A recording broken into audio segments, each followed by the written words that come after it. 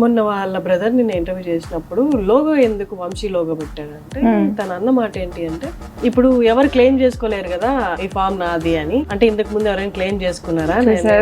అందరికి తెలుసు ఎవరు స్టార్ట్ చేశారు. ఇప్పుడు దాని గురించి నాకు మాట్లాడడం లేదు. ఒకవేళ అది వేరే వాళ్ళు స్టార్ట్ చేసి ఉంటే నేనైతే ఇప్పుడు రన్ చేయకపోతుండే. I used to quit. నేను వేరే పని అన్నా చేసుకుంటుండే, లేకపోతే వేరే అన్నా స్టార్ట్ చేసుకుంటే అది నాది కాబట్టి నేను రన్ చేస్తున్నా. ఆర్గానిక్ ఫామ్ చేస్తారు నేత్ర గారు అంటున్నారు కదా, ఒక విధంగా మీరు సక్సెస్ అయ్యారు.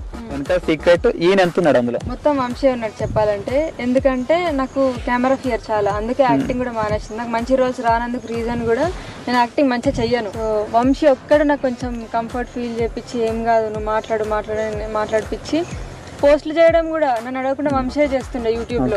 సో సడన్ గా వైరల్ అయింది. నన్ను ఎంకరేజ్ చేయడం కానీ నువ్వు చేయగలవని. నేను బయటకు పైకి కనిపిస్తున్నా అంతే, అన్ని వీడియోలు చేసుకుంటూ. బ్యాక్ ఎండ్ లో మొత్తం అందరినీ మెయింటైన్ చేసిన అంతా వంశీనే.